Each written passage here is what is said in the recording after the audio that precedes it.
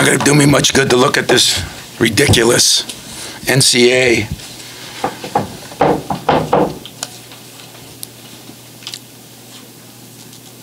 I'm disappointed in how we played. I thought we did another horrendous job at the beginning of the game.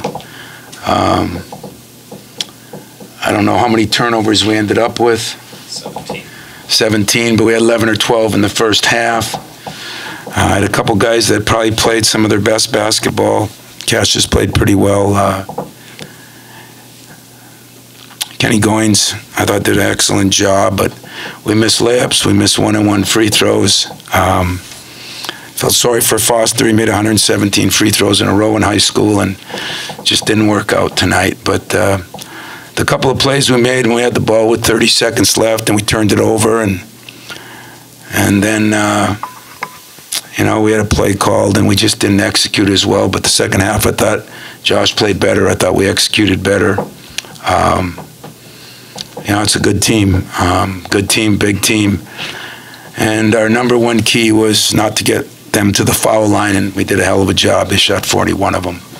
And I can't even blame the officials, except I'll never understand on the breakaway, but other than that, it's our fault, not theirs. Questions?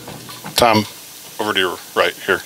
With a lot of performances from guys tonight that you could look back and say, well, that was really good tonight, but kind of comparing it with a lot of the mistakes you made, the free throw misses, the turnovers. Is this one of these examples where, Mark D'Antonio talks a lot about the difference between winning and losing being razor thin. Is this one of these things that after tonight you can look back and say, here you go, guys, this is why every single play matters, every possession? Inches. I mean, poor Xavier, who I thought played his tail off, I mean, why are you trying to dunk that, Just lay it in. And, we did. It was a game of inches. And Josh had that rebound if we just hold on to it, and we got a timeout. And we just did some things that weren't good enough to win. So, yeah, it's a game of inches, and the inches, we didn't value the inches. And give them credit. They hit some shots, made some plays, and yet they give us credit when Cassius went out, and we hung in there trying to throw a couple different lineups in there, and we needed an offensive lineup. We needed a defensive lineup. We just made some uncharacteristic, ridiculous plays, fouling a guy 35 feet from the basket and things like that. Or you can't do that if you're going to win at this level, especially on the road against a good team, and it is a good team. They should have beat Marquette, and gave Tennessee a hell of a game. So it's a very good basketball team, and so are we. But tonight we didn't do the little things, as you said. Maybe we'll learn from it. Maybe we won't. Coach, speaking of Cassius, you had to go off without your quarterback for a lot down the stretch. 18 points were scored by Louisville off 17 turnovers. Talk about how much was that, and how much did the crowd really factor into this tonight? No insult, but great crowd, but not any different than any other Big Ten crowd, that's for sure. I mean, I didn't think the crowd bothered our players. I thought our players bothered our players. We just did not look sharp, did not do the things we needed to do. The turnovers early were, again, kind of ridiculous. And that's a shame, because you can't overcome that. And then, free throw shooting, where did we end up? 14 to 20. Since you media guys are like, you guys are so good at analyzing things, does anybody feel, can you guys, and write something? Hey, you probably will about me tomorrow, so write something that'll straighten that out so we can all read them and we can all feel better. How many? 14 to 23, 4 of 10 after the half. And what were they at? 30 or 41. That's a difference in the game, too. So a lot of reasons we lost the game. We have to take responsibility for them. When we did execute, I thought we got some good shots and good plays. I thought Josh played really well the second half. We ran some things for him, got him some shots, and just didn't play well enough to win. What was the game plan on McMahon, and guard him? Why do you think he was surprise, huh? Yeah. Why do you think he was so effective? Because nobody guarded him. Foster struggles to guard, and we had some guys early that didn't guard him, but he had nine points, 3 threes in the first half that, you know, we told him that range is unlimited and 3 feet behind the NBA 3, and we just didn't guard him. So give him credit, he made him. Give us blame, we didn't guard him.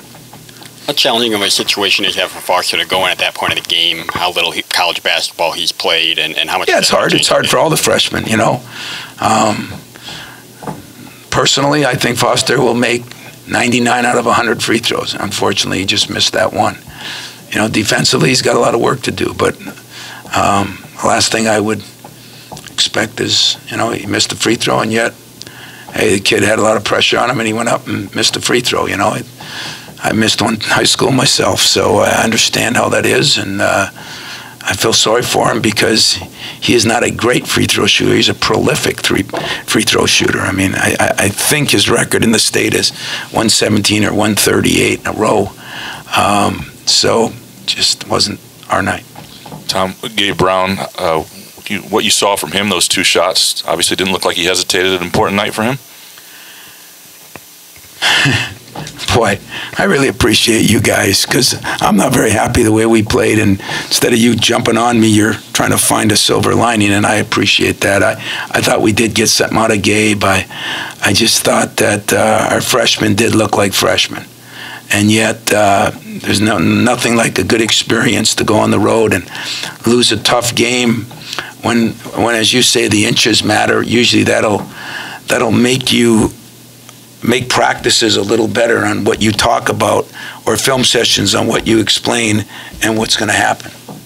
So I think, you know, Gabe learned something. It's not the offense of those guys. They've got to learn how to guard some people, and all of them struggled in that area. But I don't want to undershadow you know, Goins and Kyle Arns. You know, played his tail off, played more minutes than he's ever played in his life, and played hard, and Kenny was good, and X played very good. Xavier played very good. He just, you know, missed a layup. And hey, you'd have to be in a practice from all coaches.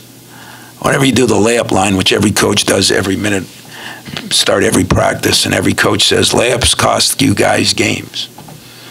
But maybe I'll just keep rewinding those things. Free throws cost you games. Those are things you have more control over. And yet, you know, I thought Louisville was a very good team. I'll be honest, when we were 6 down at halftime, I was surprised, or whatever we were down, because I didn't think we played very good. I don't know, he thought they played, but he's got a good team. He's got a lot of people to bring in, and got some size. He's got a little bit of everything. Tom, I'll bring you down then a little bit. Is it in that last minute of regulation when you get the stop and Josh has the ball, and it's one of your more experienced guys who gives the ball up at that point? How difficult is that? Well, I got to take the blame for that because I must not have done a good enough job in the timeout of telling him we had another timeout if he gets at all trapped. So I think I'll take the blame for that one. And, you know, I think he wished he would have had that back. But at the same time, you know, I've got to do a better job myself. Tom, it isn't an excuse. You haven't even mentioned it. But the fact that McQuaid wasn't here, Cash looked exhausted. Can you talk about Cash's effort? Because clearly he gave it, and an update on McQuaid, please. Yeah, you know, Cash did, and McQuaid. I told Mark D'Antonio all year that it's really great of coaches the way we say that next man up all the time. I always say if the next man up was as good as the guy that we lost, he'd have been a starter. So I'm not trying to fool anybody. McQuaid was our best defensive player by far. He's played the most minutes on our team this year, and it was a loss. But, you know, really his replacement did pretty well. What he did is he got hit in the last minute of the game against Texas, 2 minutes, minute and a half. Didn't think nothing of it. He got hit in the thigh, and took a shower, no problems. Took a bus ride, no problems. Got on the plane, and it must have been bleeding. You know, it must have been bruised bad, and it was bleeding, and it swelled up. And I'm sure then the altitude didn't help it because we were on a 3.5-hour flight back.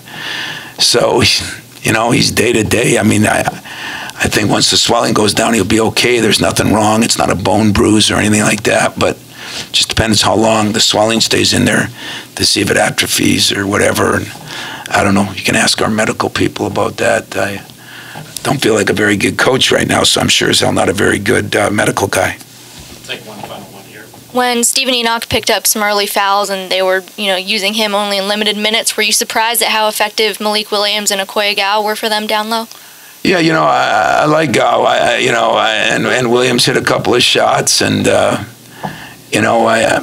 thought they were pretty effective. They did a pretty good job of clamping down on Nick. We did a poor job of getting him the ball early.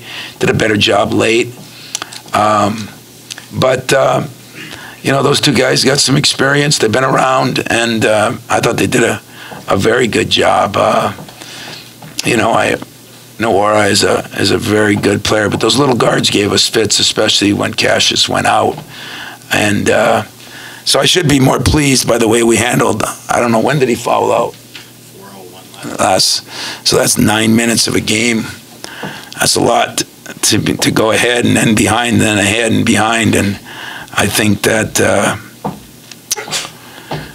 it's just a shame that we didn't do the little things down the stretch. Maybe we could have won it. Maybe they would have countered. So you got a good team in Louisville here, and they did a good job. And I don't feel like we didn't play at all. I just didn't think you saw us play as good as we can play. And again, maybe they didn't play as well as they could play. So we'll learn from it. We'll do what you said. We'll try to use this as a teaching moment and see if we can get better, because our road gets no easier. We still go home and then go back on the road in a day to Rutgers and then come home and play another game. So we got a tough schedule ahead of us. We're going to have to put this one behind us. Thanks a lot.